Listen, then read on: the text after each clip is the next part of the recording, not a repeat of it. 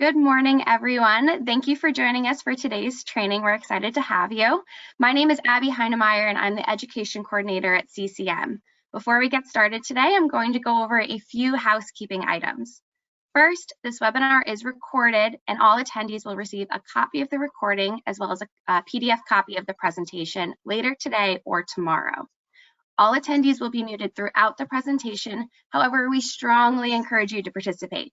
You'll see on the right side of your screen that there's a control panel, and there's a questions tab. Here you can type your questions in for today's presenters. All questions will be addressed at the end of the presentation during a Q&A session. I also would like to point out on the control panel, there's a handouts tab where today's presenters provided a few resources for you to take advantage of. With that, I'm going to hand it on off to Patrick McMahon from Connecticut Main Street Center.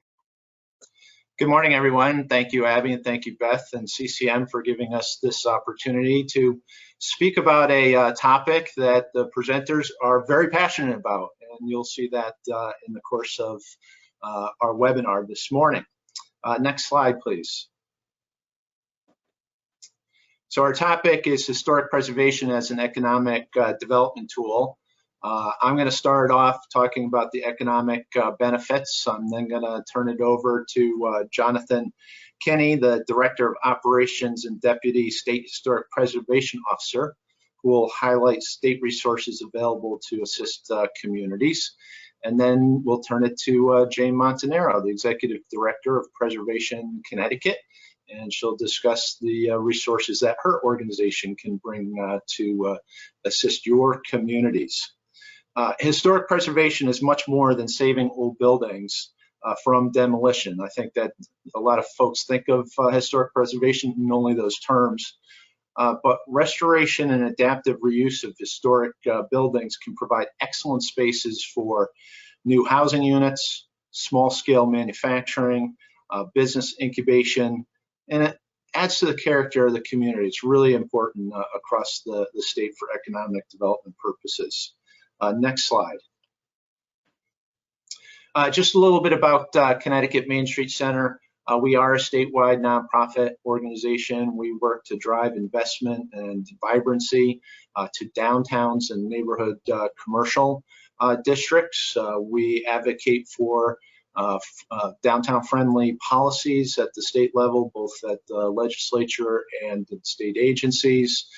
We work with partners like Preservation Connecticut, Sustainable CT, and many others across the state. We have a whole slate of educational programming and networking opportunities. A couple of times a year, we have a spotlight on Main Street where we go and travel to one of our downtowns, have the economic developer or the municipal CEO give a presentation, and then they'll walk around in the downtown to see what is happening. We are here for communities as a resource. Next slide, please. We couldn't do our work without the generous support of our founding sponsors, Eversource and the State of Connecticut Department of Economic and Community Development, United Illuminating, and the State Historic Preservation Office. Next slide. We also have generous support from Webster Bank and the Farmington Bank Community Foundation for our educational programming. Next slide. And some corporate investors, People's United, Capital for Change, which is a CDFI, Windsor Federal, and M&T Bank. So thank you to all of our sponsors that help us do programs like this. Next slide, please. We're very excited about our new strategic partnership with CCM. We've just completed the first 6 months of this partnership, working as an educational partner, a communications partner, and we're teaming up on advocacy efforts at the state legislature. So we're very thankful to this new partnership with CCM. Next slide. I did want to give a quick plug to the next webinar. Please add this to your calendars. On July 22nd, we will have a presentation called Establishing Municipal Cultural Districts, the Benefits and the Process. Municipal cultural districts were established by the state legislature a couple of years ago.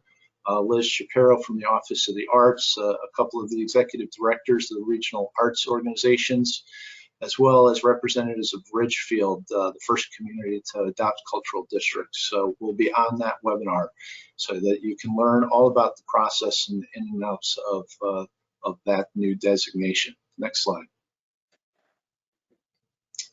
At Connecticut Main Street Center, we espouse a comprehensive approach to downtown revitalization. As you can see, all of the different topics on this slide. On any given day, we can get phone calls or emails from our member communities and communities across the state on any of these topics, and we try to turn around and give you the information that's necessary so you can move things forward. As you can see under place, historic preservation is a very important factor. And so we push this very aggressively. We at Connecticut Main Street Center look at basically economic development in the context of historic preservation. Next slide. The whole Main Street approach utilizes historic preservation and place-based economic development strategies depicted by these different photos. All these things combined is really what makes it downtown vibrant and livable. Next slide. So today I'm going to speak about the economic benefits of historic preservation. You can see the picture on the slide, investment in Connecticut. That was a study that was conducted in 2011 for the State Historic Preservation Office. Historic preservation is good for the economy. Over the last 20 years, dozens of studies have been conducted throughout the United States by different analysts using different methodologies, including this one done for SHPO in 2011. The results of those studies are remarkably consistent. Historic preservation is good for the local economy. From this large and growing body of research, the positive impact of historic preservation on the economy has been documented in 6 broad areas that I will cover in the next several slides. Next slide. For job creation, historic preservation is labor intensive.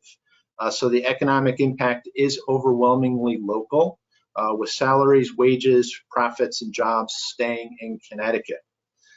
According to Donovan Ripkema, one of the foremost experts in historic preservation and economic development, every 100 jobs created through new construction will generate an additional 135 jobs elsewhere in the economy.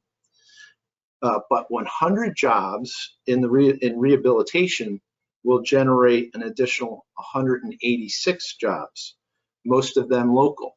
So you can see doing rehab is compounding job creation. And those jobs have paychecks. $100 in labor income in new construction creates $145 in labor income elsewhere in the economy, whereas $100 paid to workers on a rehabilitation project creates $174 in labor income elsewhere. Major economic impact calculator there. It's fantastic when we invest in these historic buildings. The types of jobs that are aided are architects, unskilled laborers, craftsmen, realtors, engineers, and administrators. That's just only a few of the categories resulting from preservation stimulated revitalization efforts. The study from 2011 showed that from 2000 to 2010, 4,144 direct jobs in Connecticut were as a result of rehabilitating historic structures. And that also induced 2,293 indirect jobs in Connecticut. Fantastic. Next slide. Property values increase over time in historic districts that exceed the growth in the rate in non-historic districts. Many communities have established either local historic districts or national historic districts, and the property values tend to be higher in those designated districts. It also generates more property taxes for the local communities. I'm sure everybody on this call, that's an important issue for each and every one of you. Again, from the SHPO study from 2000 to 2010, $7.8 million was represented by increased property taxes to local governments each year as a result of that historic preservation efforts. The last decade, there's been even more historic preservation activities. And I know that Jonathan and SHPO are looking to update the economic impact study to provide more updated data that's just going to demonstrate that historic preservation has been even more critical. Next slide. Heritage tourism. Bottom line is tourism is big business in Connecticut. You know, we've got the shoreline, we've got concert venues and that type of thing, but certainly historic preservation activities are very key. There was a study conducted by Tourism Economics in 2017 that said that tourism is a $15.5 billion industry in the state. It creates tremendous tax revenue, including $960 million in state and local taxes and 84,000 plus jobs. Heritage tourism is a large and growing share of both the domestic and international tourism industry, but heritage visitors have a greater impact on the local economy. They stay longer, spend more per day, and visit more places than the typical tourist. In the state of Rhode Island, for example, the Heritage Day visitor spends an average of 33% more than the non-heritage tourist. And the overnight heritage visitor spends 48% more than their non-heritage counterparts. Next slide. We're obviously very key on this. Downtown revitalization, historic preservation results in market rate and affordable housing units. Small business locations, when multi-story mixed-use buildings are renovated and those first floor spaces can be activated with small businesses. Several historic buildings have been converted to co-work spaces and other business incubators. There's been former train stations and churches and things like that that are now arts and cultural venues. And as we progress, a lot of small-scale manufacturing is another area that communities are going to be able to tap into to try to activate spaces in your downtown in these historic buildings. Next slide.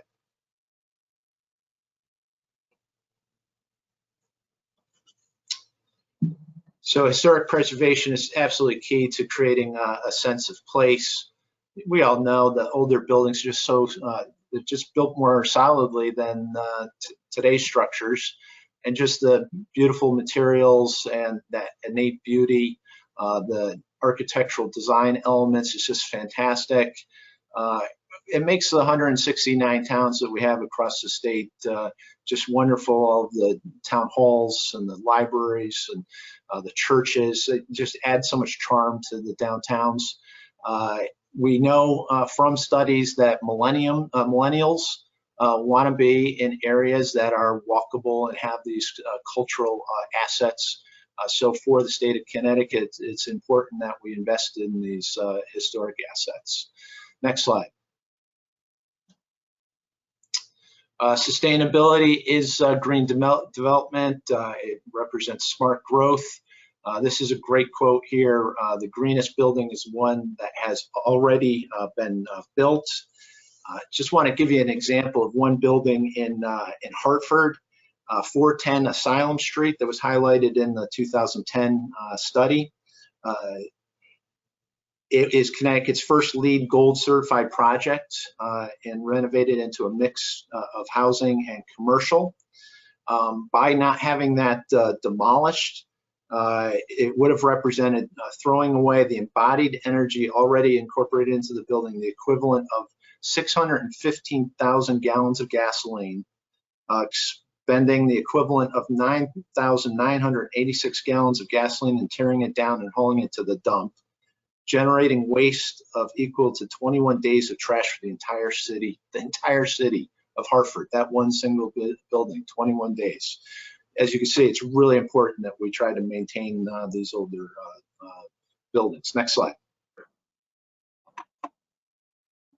Love this quote from Donovan Ripkema in Cities Large and Small. It's consumers. They've revealed their preference for living, shopping, visiting these areas like downtown Bridgeport that's depicted here.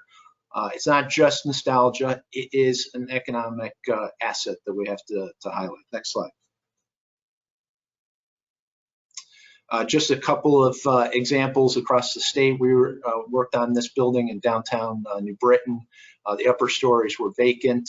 It's now 16 units of housing, a quarter of a block or a quarter of a mile from the fast track station, creating a lot of economic impact for the downtown. Next slide. Here's some images of the Montgomery Mill building in downtown Windsor Locks, 250,000 square foot building that was vacant for 10 years. Next slide, please. That was a condition it was found in after 10 years. Next slide. Beacon Communities out of Boston converted it to 160 units of mixed income housing. Look at the difference, and what an amazing asset that downtown Windsor Locks now has. Next slide. Multiple financial programs went into play to make that project happen. We call it lasagna financing, all the different layers that need to come into these different projects. And Jane and Jonathan are going to be able to talk a little bit more about those different funding sources. Next slide. So the historic preservation runs a gamut from surveys and evaluation tools that Preservation Connecticut and SHPO have available, development of planning measures, identification of public and private funding sources is important. The design of restoration, we have lots of architects, engineering firms that are experts in this realm that we can help you with. And we also need to be concerned about the ongoing maintenance of these historic resources. Next slide. Just a few different things that your communities can do. Please encourage nominations of the national and state historic registers. It just adds a lot of value and marketing capacity by having those nominations. Educate your fellow local officials and citizens on the benefits of historic preservation. You'll learn more about the state historic rehab tax credit program. Please promote that as widely as possible. You can adopt design standards. It's really important that we work closely with the owners of the historic properties, and Jane's got a great program for that she'll mention. Become a local, certified local government. I used to work for Suffield. We became a CLG, and it opened us up for some additional grant resources, which was great. Please join our network at Connecticut Main Street Center. Consider creating a historic preservation commission, as well as the potential of adopting demolition delay ordinance or adaptive reuse regulations. And again, we have resources in the state that can help you with that. Next slide. So we're available. Contact us at any time. Our website is ctmainstreet.org. I think the takeaways that I'd like you to take from this morning, number one is how important historic preservation is for economic development across the state. But secondly, that we do have the resources available to help you as communities, and you'll learn that from Jonathan and Jane. Thank you very much. Next slide.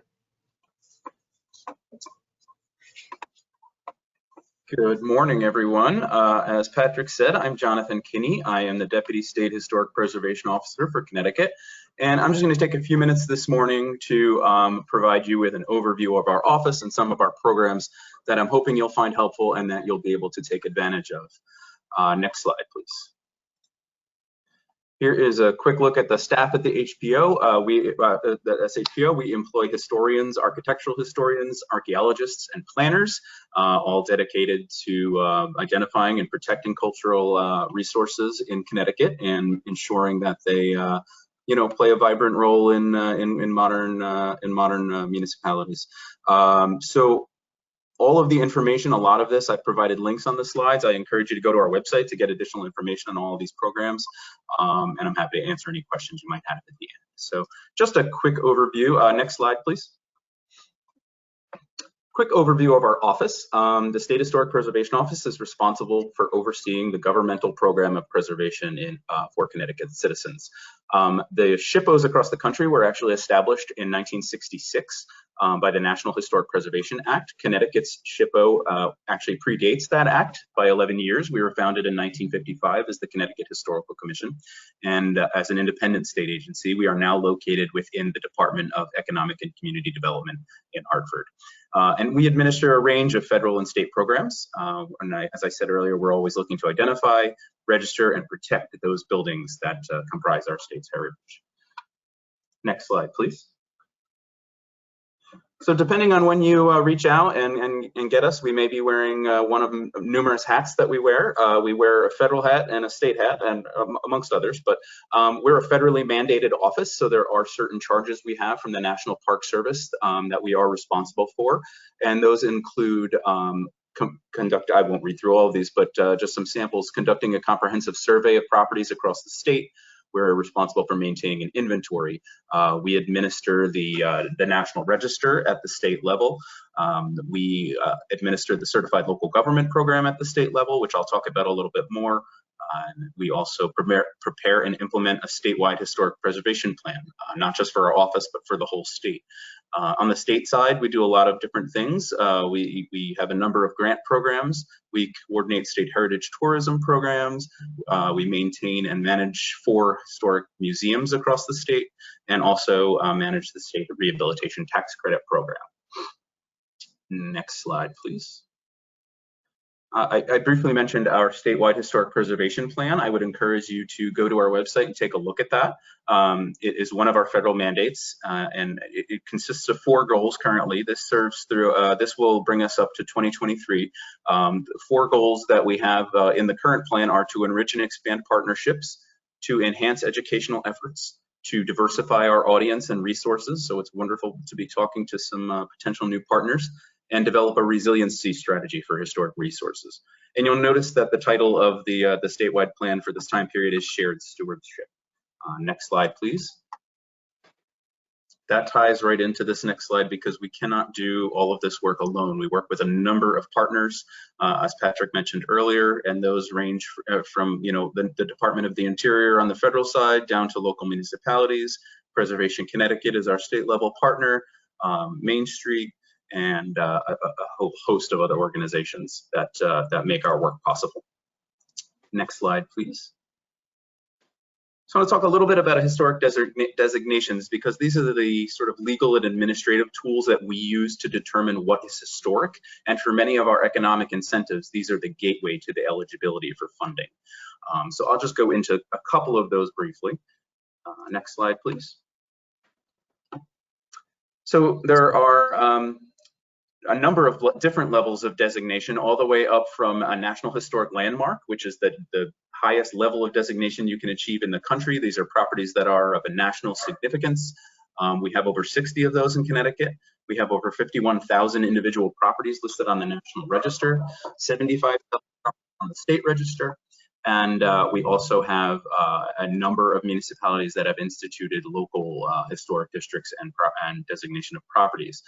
It may seem a little counterintuitive, but as you go down from the NHL level to the local historic districts, you're actually talking about more protection for properties. The higher level federal designations are mostly honorific, and I'll talk on that briefly. But as you get down to the local level, that is where you can have some say on what happens to a private property that has been designated. Next slide, please.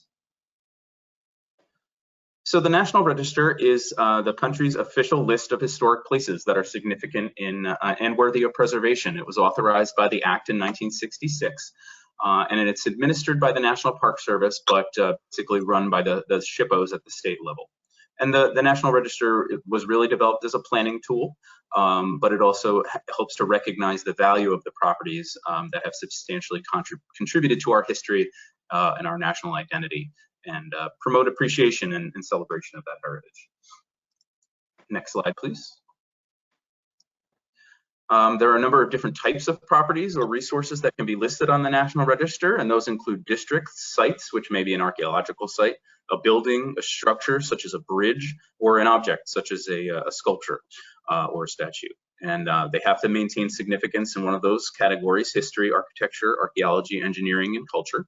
They also have to meet one of the specific National Register eligibility criteria, and they have to maintain a certain level of integrity, which means that they have to be able to convey their significance.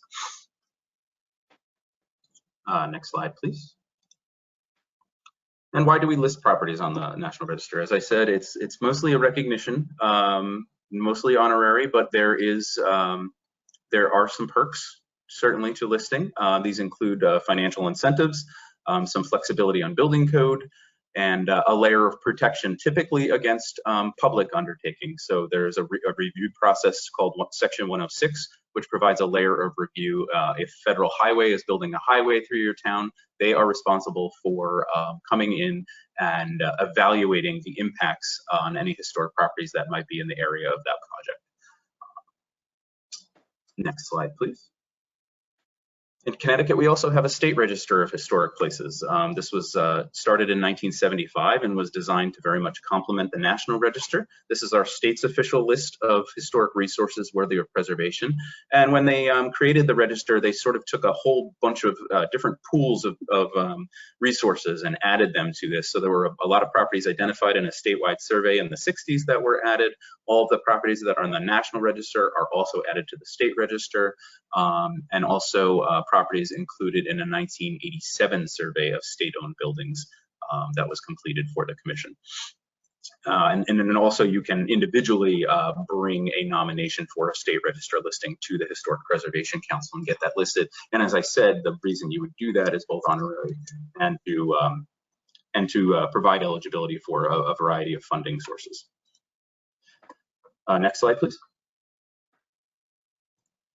So the results of National and State Register listing, just some typical questions. Will my property be restricted?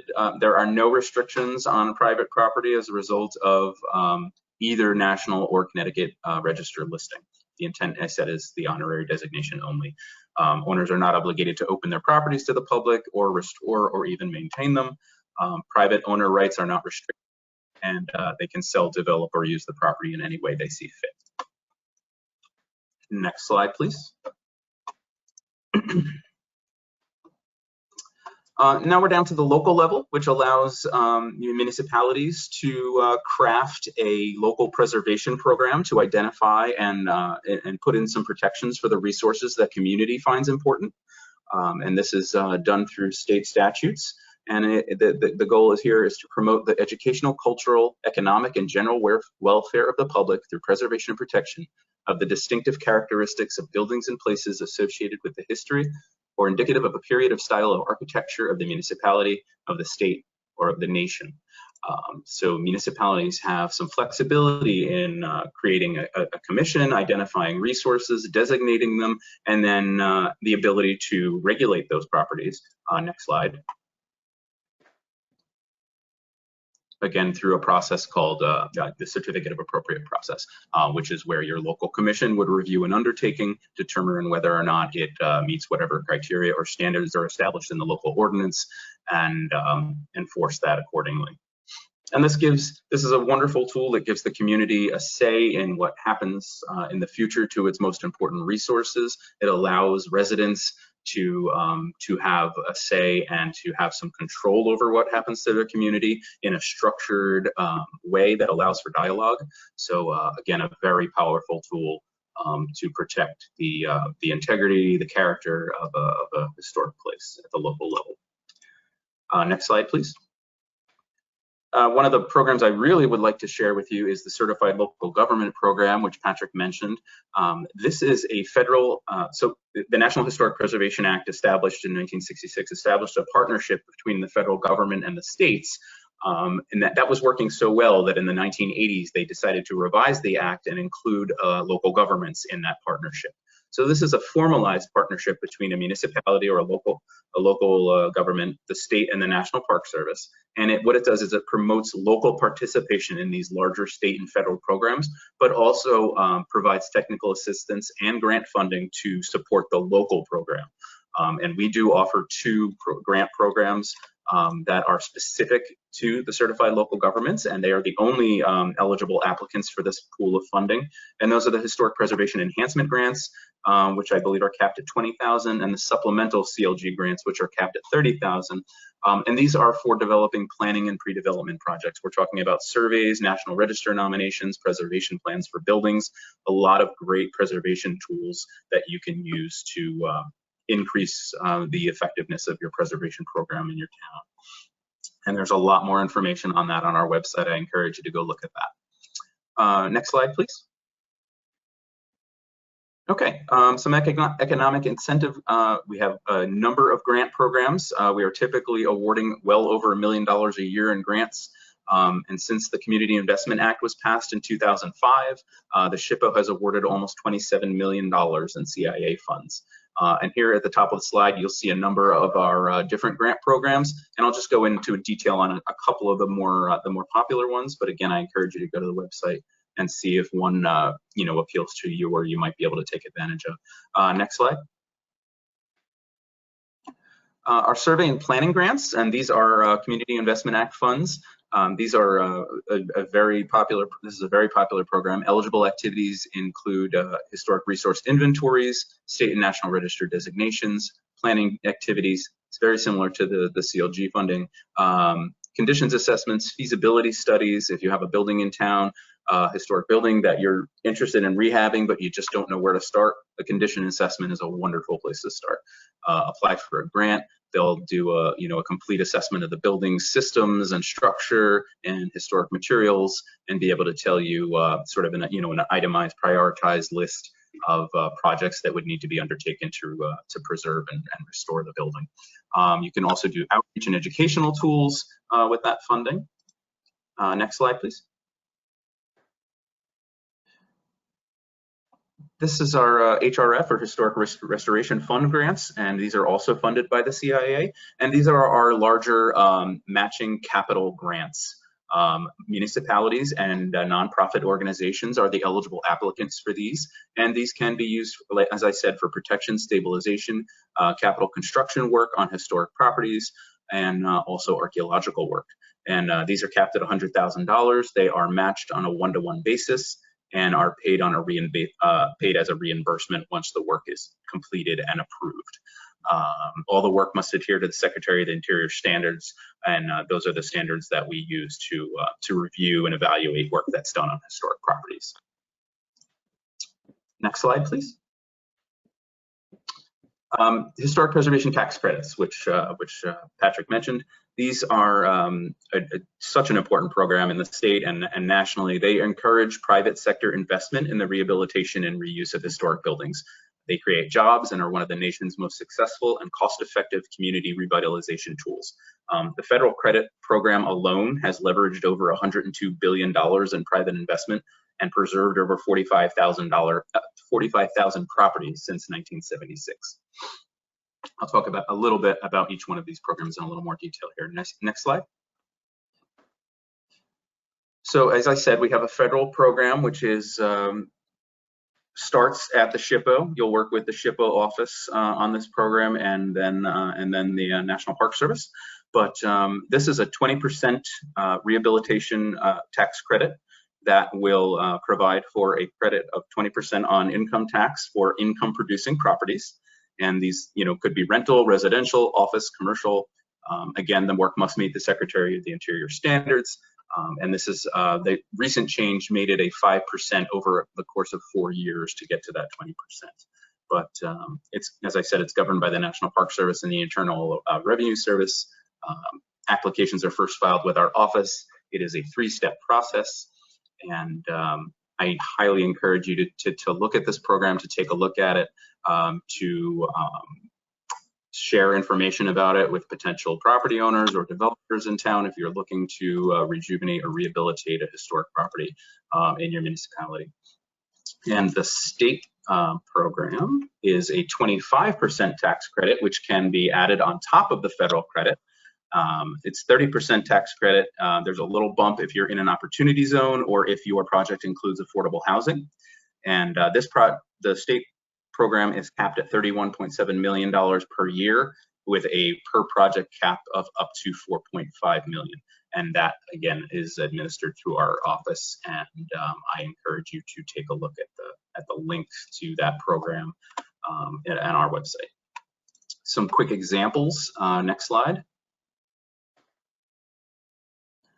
This is a project in Stamford, the Yale and Town Industrial Complex, which earned over almost $6 million in state historic rehabilitation tax credits and successfully rehabilitated 5 historic industrial buildings to residential use.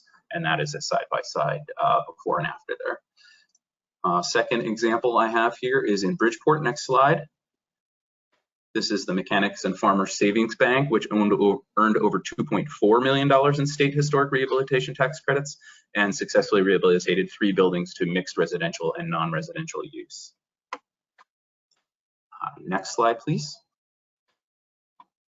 Okay, and the final program I want to talk about is our historic homes tax credit. So a lot of the programs we have, a lot of the economic benefits for preservation are for nonprofits and municipalities. This one is specifically designed for private property owners. It's a 30% tax credit on qualified rehabilitation expenditures.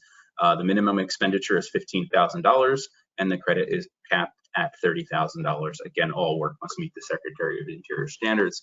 But again, this is a wonderful program for private property owners with historic properties, and especially important because there are not a lot of funding sources out there for private property.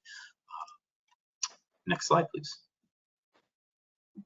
Oh, that's it. Okay, thank you very much.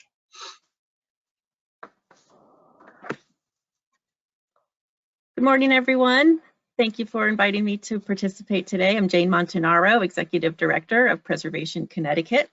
Preservation Connecticut is the statewide, private, nonprofit historic preservation organization founded in 1975 by a special act of the Connecticut General Assembly as the Connecticut Trust for Historic Preservation, to preserve, protect, and promote the buildings, sites, and landscapes that contribute to the heritage and vitality of Connecticut's communities. Next slide.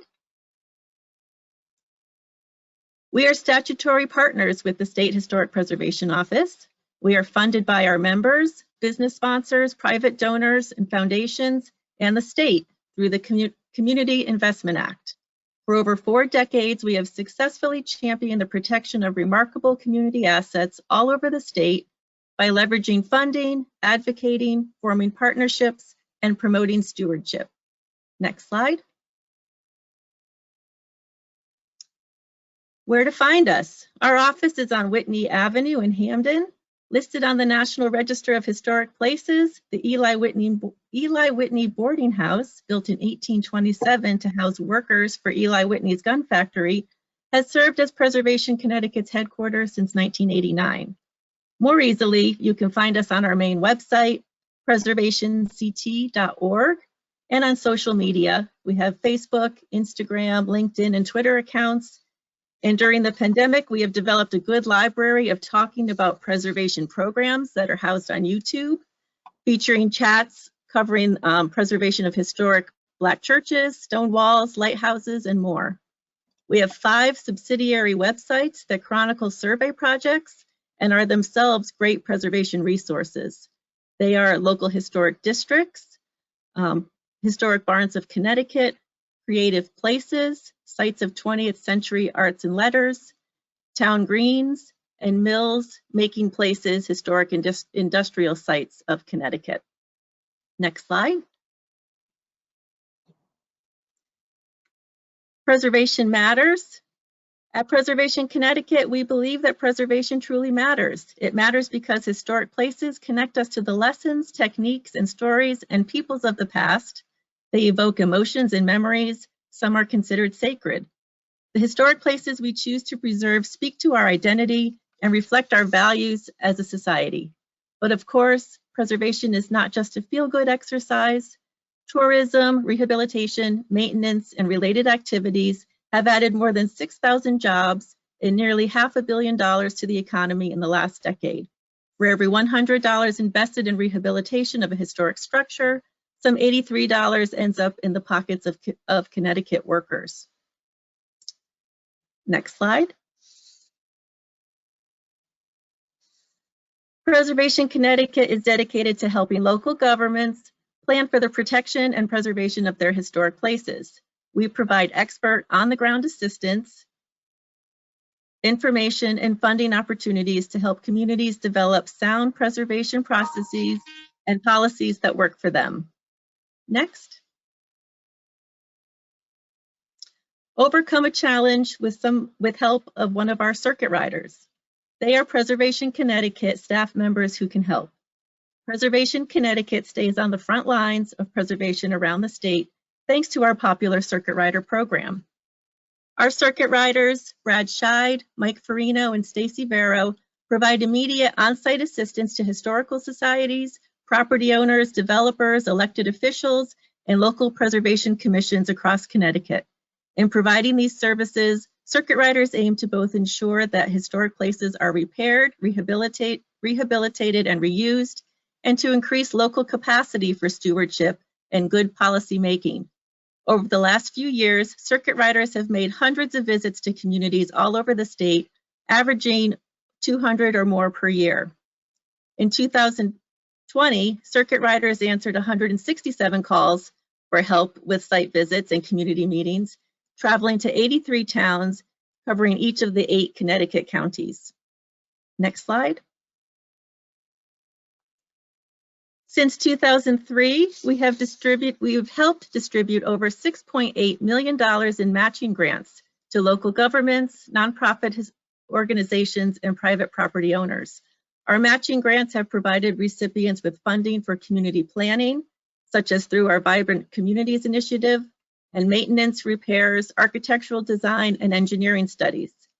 Circuit riders provide routinely guidance to applicants seeking survey and planning grants and historic restoration fund grants from the SHPO, and have available technical assistance consultancies for small emergency studies for stabilization, hazardous materials, and more, which provide a boost for properties and their owners in distress. The $6.8 million includes about $1.5 million in funding by a private foundation, the 1772 Foundation, which seeks to support local historical societies and museums with capital grants to maintain their buildings, what we also refer to as the largest artifact in their collection. Although funding is usually the most requested service, circuit riders can also assist with very important community organizing during or following a crisis. What does the community want? What historic resources does it value? It's not for us, the statewide organization, to determine what's best locally, but Preservation Connecticut is a resource to lift the voices of local residents and provide tools and training to navigate complicated technical processes and hearings. Additionally, circuit riders partner with the SHPO staff to provide trainings for local historic district commissions, certified local governments, Preservation 101 programs hosted by local historical societies and libraries, and we can even provide guidance to municipalities seeking to earn sustainable Connecticut points for historic preservation. Next slide. Connect with preservation professionals in our directory on our website. A listing of our business members. The directory is a useful tool for locating architects, engineers, consultants, craftsmen, contractors, and specialty services. You can also post an RFP for help. Are you seeking development proposals for municipal buildings like underutilized vacant 20th century schools, or seeking a consultant to provide a townwide historic resource inventory? Preservation Connecticut can get the word out on our preservationct.org website and other outlets. Demolition notices. Annually, we request that all cities and towns with a demo delay ordinance provide notice to us when a demo permit has been pulled. We track activities as much as we can, and we have seen an alarming uptick in demolitions since the pandemic began, especially in Fairfield County and along the shoreline. Going hand in hand with that, we provide a free real estate listing in our Historic Properties Exchange for properties that are threatened. The exchange is on the website, and in a special section of our print newsletter, Connecticut Preservation News. Next slide.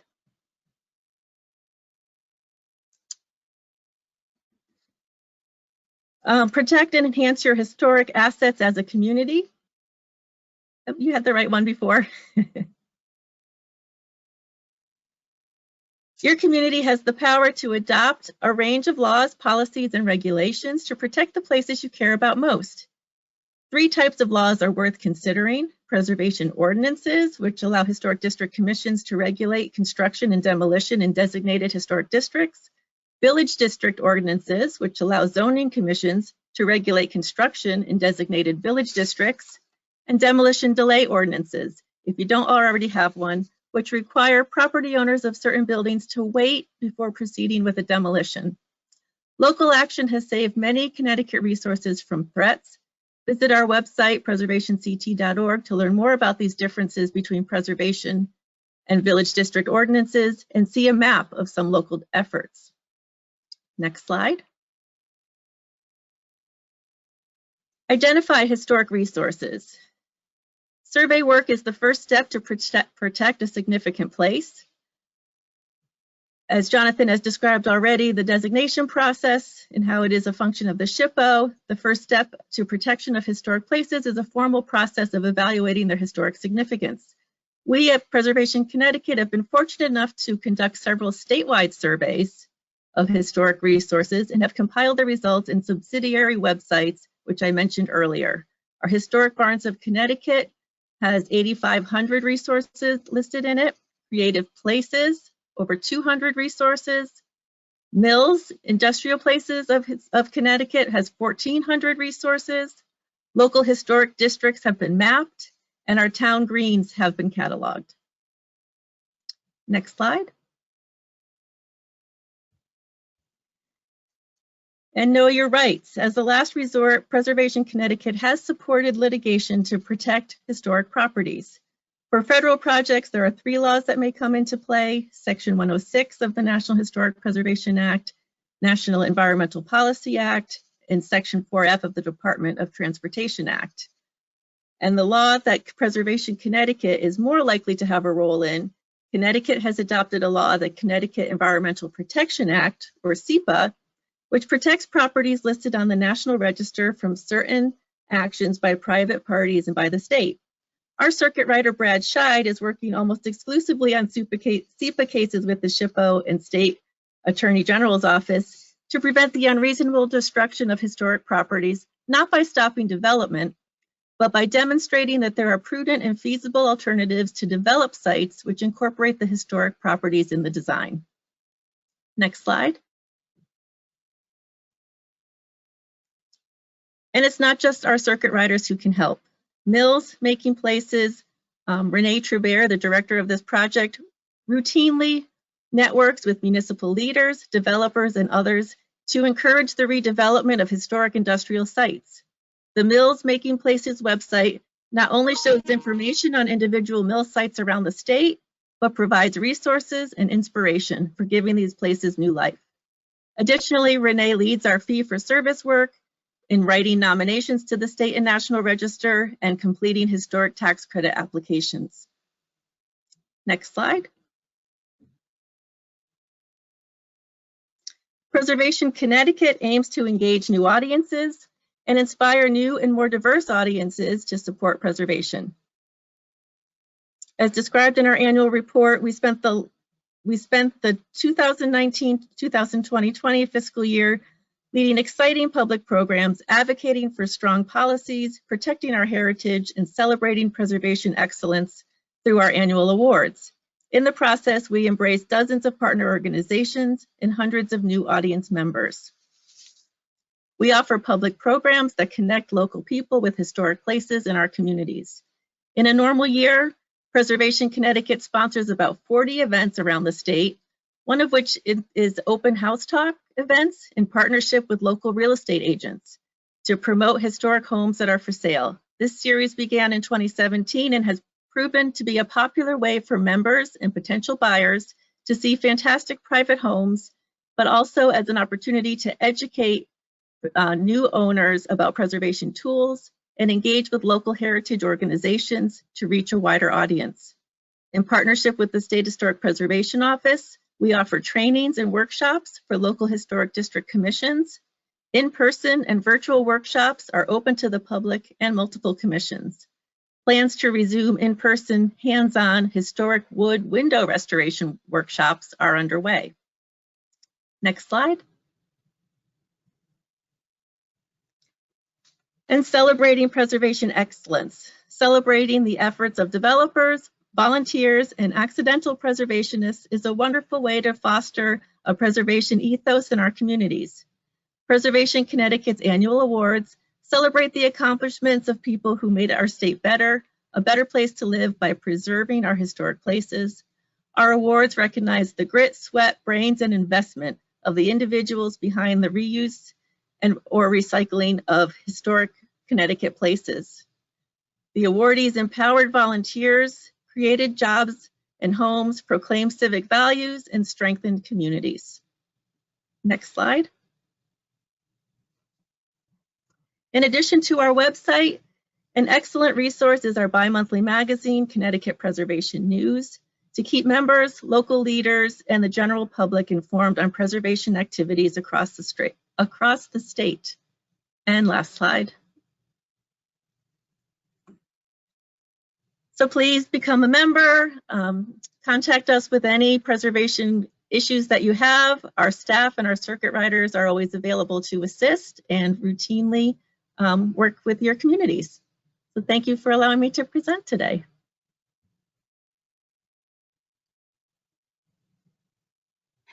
Thank you all for all that information, for your presentations. We really appreciate it. We're now going to open it up to questions. I'm checking the questions box here again as a reminder to all of our attendees. You'll see on the right side of your screen, you've got that questions tab. This is your chance to get some expert advice. So please feel free to write in. We don't have anything just yet, but I figured this is an opportunity to go around and I have a question for you all. I know there's a lot of information here, a lot of resources to take advantage of, but if you could each provide just one piece of advice, if there's a municipality and they're thinking about starting a project, they're not quite sure where to get started, what would be the one piece of advice that you feel is most crucial? And I guess we can go in the order that we presented. So Patrick, would you want to go first? Sure. I think that often the best starting point is the local economic developer or the town planner. They generally are tapped into the historic preservation efforts that are happening in the community. So that's where I would start, and then they can certainly facilitate the conversations with SHPO and Preservation Connecticut. Awesome, Jonathan. Yeah, I would just say contact our office. We have a person whose primary responsibility is to liaise with local governments and work on the Certified Local Government Program. She's very knowledgeable in local preservation issues. Her name is Mary Dunn, and I would encourage you to reach out to our office or Jane's organization to maybe get a circuit rider out. I didn't mean to steal that from you, Jane. But yeah, give us a call. We're happy to help. All right, and Jane? Yeah, there's a strong network of preservationists in the state that are available to help, and we all work together and coordinate programs together, and it's great to know that there are so many resources available, and all they have to do is reach out and say they need some help. Abby, I have a couple of questions for the presenters. So Community Investment Act was mentioned a couple of times. Could Jane and Jonathan explain what that funding source is and why it's so critical to historic preservation? Sure. The Community Investment Act is a dedicated fund. It comes from real estate transactions. There's a $40 fee on real estate transactions that go into the Community Investment Act fund, and that money is dedicated for historic preservation, farmland, open space, dairy farms, and affordable housing. So this is the most important funding source for historic preservation and for our organization as well. It funds all of our activities to a degree, and It's usually very well supported by legislators at the state office, at the state capitol, because we can demonstrate that this money goes into communities and it works. It's reinvested across the board, and all of these programs are so important to going back into our communities and reinvesting in what makes Connecticut special. And it's really an important fund. And we often will call on our constituents to help us reach out to legislators and share the projects that have been funded by that source, and to also keep them aware of that it exists and that it is such a critical funding source for our communities. Jonathan, did you want to add anything to that? Jane hit it out of the park, but I would just say that a majority of the grant programs that I mentioned or that you can read about on our website are funded by the CIA. So I will second Jane's comment about how important it is to us. A lot of our organization, the communities are very much in tune with marketing and branding their communities. And in relation to historic preservation, what are ways that communities can brand and market their historic assets? I know that obviously the Office of Tourism with ctvisit.com and Open House Day. Any other suggestions from the panelists as to how we can market these just incredible locations and sites that we have across the state? I mean, I would say that designation is always a powerful tool for that. You know, when you can say that you've got a National Register Historic District downtown or a State Register listed historic district downtown, that designation does carry some weight with it, and you know it's been through a vetting process, and that there's something special about that place, and that something special makes that place unique. So I think that municipalities should take advantage of those amazing resources they have that set them apart from the town next door. At Preservation Connecticut, we have model preservation municipal ordinances that we have on our website. And one of the levels, there are different ways that you can approach doing a municipal ordinance. And one level could be just as an honorary designation where you are committed to celebrating your historic resources and providing a lot of educational outreach and marketing, and using that as a tool to really promote your community and the resources that they have to offer. I know one of the goals in the state historic preservation plan is getting more young folks interested in historic preservation, a more diverse audience. Any thoughts as to how those more diverse audience for historic preservation can be promoted? Yeah, that's something we're working on here at the SHPO for sure. It ties right into our statewide plan of diversifying our audience and building new partnerships, and that's the key. To try to get into communities and neighborhoods, making partnerships, education on the importance of historic preservation and why it's important to everyone. I think it's important for people to identify with preservation and know that. That we want to tell the whole story of our history.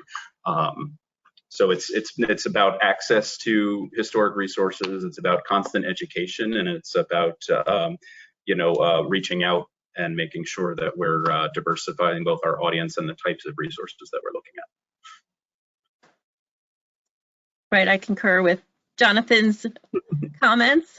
We recently did talking about preservation, where we had a national preservationist, Sarah Marstrom, talk about some of the out-of-the-box projects that she's been doing, and she suggested some things like having a high school board, participate in your organization, and just being more creative about reaching out to different audiences and making those authentic connections and getting people engaged with volunteer projects, with witness stone projects, anything that you have going on in your community that really highlights the community that you live in and those that live there.